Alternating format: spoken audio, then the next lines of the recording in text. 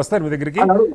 వెంకటస్వామి గారు, కత్తి వెంకటస్వామి గారు, ఇప్పుడు మీరంతా ఉద్యమాలు, తెలంగాణ ఉద్యమంతో పాటు బీసీ ఉద్యమాల్లో పనిచేసిన వాళ్ళు, దశాబ్దాలుగా ఇలా అంటే ఇదేదో మైక్రో లెవెల్లో ఇప్పుడు కుమారస్వామి గారు లాంటి వాళ్ళు ఒకళ్ళు ఇద్దరు పూనుకొని కొంచెం లోతుగా వెళ్ళి ఏం జరుగుతుంది అని అక్కడొకళ్ళు చూస్తే వివరాలు కనపడుతున్నాయి. కోర్టులకు వెళ్తే ఇప్పుడు నా బాయ్ ఇది కోర్టుకు వెళ్ళిన కొద్ది మందికే వర్తిస్తుందా, ఈ 20 ఏళ్లుగా యూపీఎస్సీలో జరిగిన రిక్రూట్మెంట్లో వాళ్ళందరికీ న్యాయం జరుగుతుందా? నెంబర్ 1.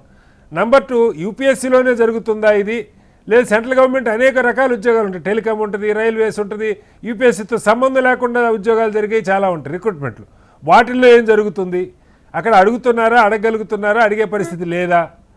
దీన్ని ఎవరో ఒకళ్ళు, నా ఉద్దేశం ఇది యూపీఎస్సీకే కన్ఫైన్ అయి ఉండదు, మిగతా వాటిలో కూడా కొంత మేరకు ఈ రకంగా జరిగి ఉండొచ్చు, నష్టం జరిగి ఉండొచ్చు. ఇప్పుడు సెంట్రల్ గవర్నమెంట్ చాలా ఉన్నాయి కదా, not only UPSC, staff selection commission ఉంది, రైల్వేస్ ఉంది, బ్యాంకింగ్, బిఎస్ఆర్బి రిక్రూట్మెంట్ ఉంటుంది, ఆఫీసర్ రిక్రూట్మెంటు, టెలికాంలో బోల్డ్ అనే ఉద్యోగాలు, డిఫెన్స్లో ఉద్యోగాలు, రకరకాలు ఉంటాయి. వీటన్నిటికి సంబంధించి ఇప్పుడు మీరు ఒక పెద్ద యాత్ర చేశారు దేశం అంతా, అందరినీ కలుపుకొని భారత్ జోడో యాత్రని, సమస్యలు లోతుకి వెళ్ళి పరిష్కారాల్ని బయటపెట్టి న్యాయం జరిగేట్టుగా చూసే బాధ్యత ఇప్పుడు ఈ జడ్జిమెంట్ వచ్చి 4 రోజులు అవుతుంది సార్. ఎక్కడ పార్టీలు కూడా పెద్దగా స్పందించినట్టు కనపడలేదు, ఇన్నాళ్ళు అన్యాయం జరిగిందని. ఏం చెప్తారు వెంకటస్వామి గారు? అన్యాయం చేసిన వాళ్ళు అన్యాయం అన్యాయం చేసిన వాళ్ళు చేశారనుకుంటే మీరు న్యాయం చేయడానికి ప్రయత్నం చేయాలి కదా. నేను ఏమంటున్నానంటే బీసీలకు సంబంధించిన రిజర్వేషన్ వచ్చిన ప్రతిసారి పార్టీలు కుట్రపూరితంగానే వ్యవహరించిన, కోర్టులు కూడా కుట్రపూరితంగా వ్యవహరించిన. ఓకే, కారణం ఏంటంటే ఇది అంటే ఎస్సీ ఎస్టీలకు కూడా ఇట్లా ఓపెన్ ఉంటే వాళ్ళకు కూడా అట్లనే జరిగేది కదా. మహానుభావుడు అంబేద్కర్ రాజ్యాంగంలోనే చెప్పించింది కాబట్టి, దాంట్లో ఉంది కాబట్టి వాళ్ళకు అది దక్కుతుంది. ఇవాళ రాజ్యాంగబద్ధంగా లేదు కాబట్టి బీసీలకు ట్రైంగ్ టు ఇన్సర్ట్ అంటే పెనట్రేట్ కావడానికి బీసీలు ట్రై చేస్తున్నారు, రాజకీయంగా కావచ్చు, లేకపోతే సామాజికంగా కావచ్చు, విద్యాపరంగా కావచ్చు. ఈ ఆధిపత్య కులాలకు సరిజోడుగా కాంపిటీషన్ లో వచ్చి పెనట్రేట్ కావడానికి ట్రై చేస్తున్నారు కాబట్టి వాళ్ళకు వచ్చే ఏ అవకాశాన్ని ఏ పార్టీ ఇవ్వడానికి సిద్ధంగా లేదు. కాంగ్రెస్ పార్టీనే కదా, నేను కాంగ్రెస్ వాడినే, కాంగ్రెస్ పార్టీనే కదా క్రిమినల్ ఇచ్చింది. మీరు ఒక పక్కన కుడి చేతితో తీసుకొని ఇచ్చి ఎడం చేతితో గుంజుకున్నట్టుగా, లేదా అంటే ఆ రకంగా 27% ఇస్తే ఇలా నాంచన ప్రకారం మీరు ఒకటి రెండు మర్చిపోయిన సెంట్రల్ యూనివర్సిటీస్ అంతా కూడా దారుణమైన విషయం. నార్త్ ఈస్ట్ ఇండియా ఇన్ఛార్జ్ ఉన్నా నేను, నార్త్ ఈస్ట్ ఇండియా ఇన్ఛార్జ్ ఉన్నా సార్ నేను అది ఓబీసీ కోటా మొత్తానికి మొత్తమే ఒకరికి కూడా ఇవ్వలేదు. ఎందుకనంటే మా దగ్గర ఓబీసీలు లేరు అని అంటారు. దేశం అంతా ఇప్పుడు అది central universities for the everybody. So central university అనేది దేశం మొత్తం నుంచి ఎక్కడైనా ఓబీసీ రావచ్చు కదా. కానీ లోకల్ ఉన్నటువంటి ఆ ఎస్టీ పిల్లలు, ఎస్టీ స్టూడెంట్ యూనియన్ ముందును పెట్టి బయట రావద్దని ఆపినారు. నార్త్ ఈస్ట్ ఇండియా మొత్తం అంతే పరిస్థితి. అన్ని రాష్ట్రాల్లో మణిపూర్, మేఘాలయ, నాగాలాండ్, తర్వాత మిజోరాము, సో ఇవన్నీ కూడా అంటే ఇంటెన్షన్ అండి బీసీలు రాకుండా ఉండాలని. ఎక్కడ ఏ అవకాశం వచ్చినా కూడా పార్టీలు కానీ ప్రభుత్వాలు కానీ వదిలిపెట్టలే. హైకోర్టులో ఆయన గెలిస్తే సుప్రీంకోర్టులో ఫైల్ చేసింది. ఇంత చేసినటువంటి వాళ్ళు, ఇంత చేసి బీసీలను అయితే ఆపడానికి ట్రై చేసినటువంటి మోడీ గారు మరి మా బిడ్డనే, కానీ రాజ్యాంగ విరుద్ధంగా ఇప్పటిదాకా మనం డిస్కస్ చేస్తున్నాము, సామాజిక వెనుకబాటుతరంగానే ఆధారంగానే రిజర్వేషన్ ఇవ్వమనేటువంటి దాంట్లో కూడా మళ్ళీ క్రీమీ లేయర్ పెట్టమని చెప్పినటువంటి ఈ ప్రభుత్వాలు, ఈ పార్టీలు నిర్లజ్జగా ఈడబ్ల్యూఎస్ అనేటువంటి ఒక రిజర్వేషన్ ను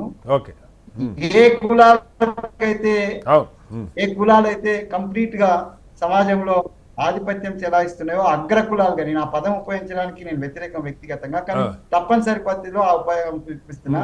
అదే అగ్ర కులాలకి ఇలా రిజర్వేషన్ ఇస్తే మాట్లాడే దిక్కు లేదండి.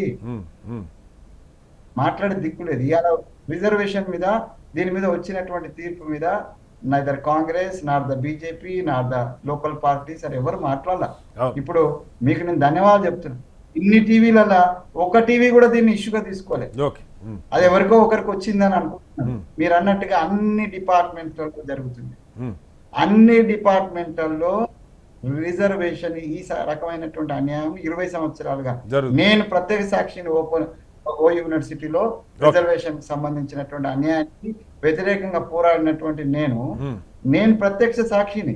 అక్కడ మా గోవిందరామ్ రెడ్డి గారు అని ఉండే, ఆయన సైన్స్ కాలేజ్ రిజర్వేషన్ కి వస్తే అది ఏం జిమ్మిక్కులు చేస్తున్నా ఏమో కానీ ఆ బీసీలకు వచ్చినాయి ఓసీలకు కన్వర్ట్ చేయాలో సిద్ధాస్తులు. ఇప్పుడు నిజంగానే ఒక సిస్టమ్ ఉంటుందండి. ఇప్పుడు కనీసం బీసీలకు పేరుతోటి ఒక అంటే 27% మాకు ఉన్నప్పుడు అసలు 50% ఉన్న వాళ్ళకి 27% ఇచ్చినారు. 50% పైన ఉంది దేశంలో. అట్లీస్ట్ 40% అంటే యావరేజ్ తీసుకున్న ఆయన యావరేజ్ తీసుకున్న even including the north east కలిపినా కూడా it is not less than the 40%. So that the reason Mandal commission proposals ను ఆ మండల్ ప్రపోజల్ లో 40% అందుకే వచ్చింది. ఆ 40% తొక్కేసి 27 తెచ్చి 27లో వీళ్ళందరూ రావద్దని చెప్పి, అరే మా బిడ్డనే మేమేదే, మా దాంట్లోనే ధనవంతుడున్నాడు, మా దాంట్లోనే పేదవాడున్నాడు, సో మా వాడికే వస్తుంది కదా, మా బీసీకే వస్తుంది కదా, కానీ మా దాంట్లో మాకు పంచాయతీ పెట్టి మాకు మాత్రం అవకాశం రాకుండా ఈయన క్రీమీ లేయర్లు వస్తాడని, ఆయన ఇంకో దాంట్లో వస్తాడని, ఇది ఒక దాని ఒక అంటే ఏదో ఒక బంధం అంటే ఇది దిగ్బంధం చేయడం, రాకుండా ఉండడం కోసం చేసేటువంటి కుట్రలో బాగా తప్పితే చిత్తశుద్ధితోటి ఏ పార్టీ అంటే కాంగ్రెస్ పార్టీ ప్రభుత్వం సమయంలోనే వచ్చింది ఇది క్రీమీ లేయర్ అని. క్రీమీ లేయర్ వద్దని మా హనుమంతరావు గారు 100 మంది ఎంపీలను తీసుకుపోయి అప్పుడున్నటువంటి మన్మోహన్ సింగ్ దగ్గర మొత్తుకున్నాడు, ఇప్పుడున్నటువంటి మోడీ దగ్గర మొత్తుకున్నాడు, కానీ ఎవరు ఇల్లే సార్. కాబట్టి ఇది ఒక కుట్ర. నేను కాదు సార్, ఇక్కడ కాదు మళ్ళీ చెప్తున్నాను వెంకటస్వామి గారు, క్రిమిలేయర్ ఉండాలా వద్దా, క్రిమిలేయర్ని డిఫైన్ చేయటం ఒక చర్చ సార్. కనీసం డిఫైన్ చేసింది కూడా ఇంప్లిమెంట్ కాకుండా అక్కడ ఒకలాగా నిర్వచిస్తే దాన్ని ఇంకొకలాగా ఇంటర్ప్రిట్ చేసి క్లారిఫికేషన్ ఇచ్చి రాంగ్ గా క్లారిఫికేషన్ ఇచ్చి వచ్చే ఉద్యోగాలు కూడా రాకుండా చేసింది. ఇప్పుడు ఇంతకుముందు ఆంధ్ర తెలంగాణ ఇష్యూ వచ్చినప్పుడు కూడా ఈ ఏపీపీఎస్సికి సంబంధించి కూడా అనేక మంది Telangana merit students during the అంటే మా Chandrashekar is the best example. మనకి హైయెస్ట్ మార్క్స్ ఈ గాట్ ఇన్ థియరీ, బట్ అక్కడ కూర్చున్నటువంటి బృందం ఏదైతుందో బృందం అంతా కూడా ఆంధ్ర ఆధిపత్యానికి సంబంధించిన వాళ్ళు ఉన్నారు కాబట్టి వాళ్ళందరూ కూడా ఆయా ఈయనకు ఇంటర్వ్యూలో తక్కువ మార్కులు ఇచ్చినారు. సో ఇది ఎక్కడ అవకాశం దొరికితే అక్కడ ఆయా వర్గాలు అయితే ఉన్నాయో ఇప్పటికి కూడా నిరంతరంగా వీళ్ళకు వ్యతిరేకంగా పనిచేస్తున్నాయి sir. Not only for the BCs, even for the SCS. కాదు, నేను మిమ్మల్ని అడుగుతుంది అది కాదు సార్. మీరు నా చర్చలో ఉత్తమ్ వెంకటస్వామి గారు అయితే మీరు చెప్పిన answer okay, but you are representing national party, Congress party. ఈ మధ్య కాలంలో పెద్ద ఎత్తున బీసీలని ఏది జిత్నా జనాభా యుత్న హక్కు చెప్తున్నారు కదా స్లోగన్స్. అది రాకపోతే మన 27% ఇప్పించేదానికన్నా పోరాటం జరగాలి కదా. ఇప్పుడు ఇది యూపీఎస్సీ లెవెల్లో, డిఓపిటి లెవెల్లో అత్యున్నత స్థాయి ఉద్యోగాల్లోనే 20 ఏళ్ళుగా అన్యాయం జరుగుతుంది. అసలు ఆ 2004లో ఏ అధికారి ఇచ్చాడా, లేక దాన్ని లోతుగా ఎవరిని చూసారా, మైక్రో లెవెల్లో ఎవరు అబ్జర్వ్ చేసి ఉండరు. ఇదేదో ప్రభుత్వాలు కుట్రబన్ని అని కాదు, అధికారుల స్థాయిలో గుట్టుగా జరిగిపోతాయి. ఆ రూల్స్ రాసేదానిలో, లెటర్ డ్రాఫ్ట్ చేసేదానిలో కావాలని అటు చేస్తారు, అది అట్లా వెళ్ళిపోతూ ఉంటుంది అంతే. ఎవరో కోర్టు ఏమంటున్నంటే అధికారుల స్థాయిలో గుట్టుగా జరిగిపోయింది, వీళ్ళెవరికి పెద్దగా అంటే ఐడియా లేకుండా జరిగింది అంటే నేను ఒప్పుకోను. మా పార్టీ కావచ్చు, బీజేపీ పార్టీ కావచ్చు, అందరికి తెలుసు. వాళ్ళు కూడా అంటే కాగల కార్యం గంధర్వుడు ఇచ్చిందని చేతులు everybody not in favour of the OBC. Okay, right sir, మళ్ళీ వస్తాను. నినాదాలు బాగా వచ్చు. రాహుల్ గాంధీ గారు నినాదాలు బాగానే ఇచ్చి నేను పార్టీ పరంగా తెలంగాణకు సంబంధించి చెప్తున్నా సార్. ఓకే, పార్టీ పరంగా పార్లమెంట్ కు 2 బీసీ సీట్లు ఇస్తామన్నారు, 20 సీట్లు ఇవ్వలేదు మాకు. పట్టమని 20 సీట్లు ఇవ్వలేదు. భారత్ యాత్రలో తిరిగినటువంటి రాహుల్ గాంధీ యొక్క ఆదేశాలకు విరుద్ధంగా ఇక్కడ ఉన్నటువంటి ఆధిపత్య కులాలకు సంబంధించినటువంటి అగ్రనేతలు గొంతు కోస్తా ఉంటే గురగుర కోస్తా ఉంటే ఎవరు మాట్లాడలేదు సార్. రైట్ సార్, అంటే మళ్ళీ వస్తా. ఏ పార్టీ దగ్గర సిద్ధశుద్ధి లేదు సార్. ఓకే, బీజేపీ కావచ్చు, కాంగ్రెస్ సంతోషం. మీరు ఉన్నదన్నట్టు ఒప్పుకున్నారు. మరి తాడూరు గారు ఒప్పుకుంటారు లేదు నాకు తెలియదు, కానీ తాడూరు గారు మీరు విన్నారు. సరే, పార్టీల్లో ఏం జరుగుతుంది మాట్లాడదాం, కానీ పాయింట్ ఏంటంటే 20 ఏళ్ళుగా ఇది ఇలా జరుగుతూ వచ్చింది. ఇది ఒక్క యూపీఎస్సీలోనే జరిగింది, యూపీఎస్సీలో బయటపడింది. అన్ని కేంద్ర ప్రభుత్వ రంగ ఉద్యోగాలు, ఇప్పుడు బిహెచ్ఎల్ లాంటివి, లేకపోతే ఇలాంటి బోల్డ్ అని ఉంటాయి నవరత్నాలు, దేశంలో ఉన్న నవరత్నాలు, వేల కొద్ది ఉద్యోగాలలో దశాబ్దాలుగా ఎంతమందికి ఇట్లా అన్యాయం జరిగిందో తెలియదు. ఉన్న ఉద్యోగాలే తక్కువ.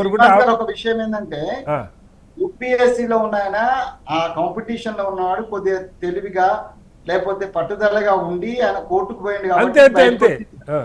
రిమైనింగ్ ప్లేసెస్ లో నీకు ఉద్యోగం లేదు పోమనంటే అయ్యో నా దురదృష్టం రాలేదు అందుకే చెప్తున్నా. పోనీ లేరా మళ్ళొకసారి ప్రయత్నం చేస్తూ లేరా అనుకో అంతే.